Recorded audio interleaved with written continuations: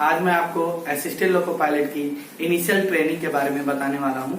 तो सबसे पहले जब आपका मेडिकल टेस्ट हो जाएगा, उसमें आपका A1 फिट दे देगा, तो उसके बाद आपका रिपोर्टिंग के लिए एक अपॉइंटमेंट लेटर दिया जाएगा। उसमें आपका फोटो, आपका पहचान चिन्ह रहेगा।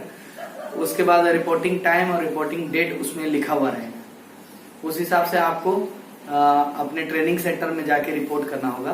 तो जैसे जिस जगह पे आप अपॉइंट हुए हैं वहीं के ट्रेनिंग सेंटर में आपको रिपोर्ट करना पड़ता है।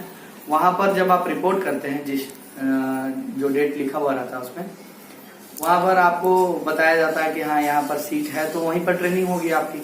अगर वहां सीट नहीं है, जगह नहीं है, अगर बैच पहले से फुल है, तो आपको ट्रेनिंग के लिए किसी अदर ट्रेनिंग सेंटर में भेज दिया जाएगा।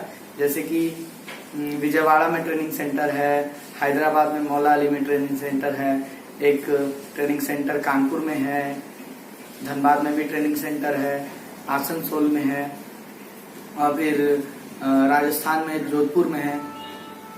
तो ऐसे करके आपको कहीं भी ट्रेनिंग के लिए भेजा जा सकता है। तो उसके लिए आपको पास भी दिया जाएगा रिजर्वेशन के लिए। उसके बाद आप जब वहां पर रिपोर्ट करेंगे ट्रेनिंग सेंटर में, तो आपको टोटल 103 डेज की ट्रेनिंग दी जाएगी। यानी कि 103 दिनों की ट्रेनिंग होती है ये, वर्किंग डेज, 103 वर्किंग डेज। उसमें दो तरह की ट्रेनिंग होती है। एक 78 वर्किंग डेज की ट्रेनिंग होती है, वो टेक्निकल ट्रेनिंग है, जिसमें हम लोग इंजन के पार्ट्स के बारे में जानते हैं।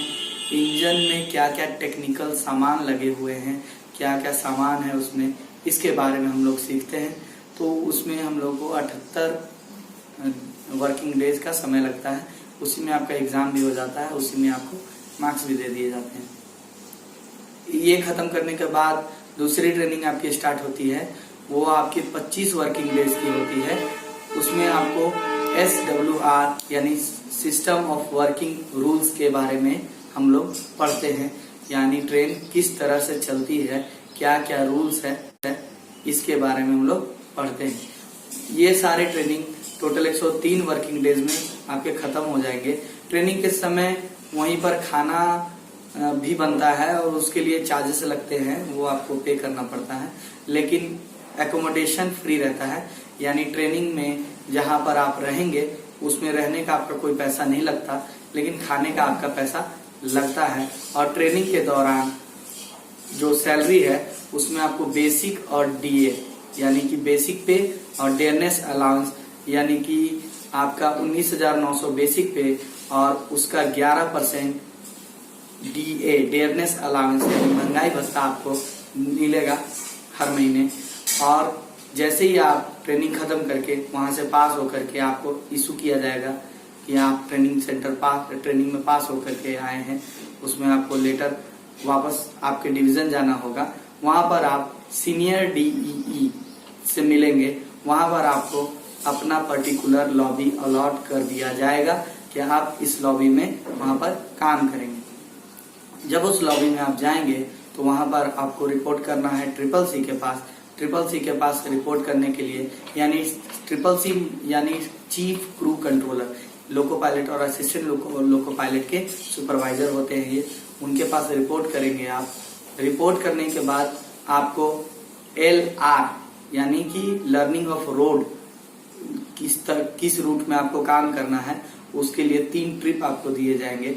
ये 3 ट्रिप पूरे करने के बाद आपको एक कॉम्पिटेंसी टेस्ट होगा, जो वहां के लोको इंस्पेक्टर यानी LI या ADEE यानी असिस्टेंट डिविजनल इलेक्ट्रिकल इंजीनियर या फिर DEE डिविजनल इलेक्ट्रिकल इंजीनियर वो कॉम्पिटेंसी टेस्ट लेंगे।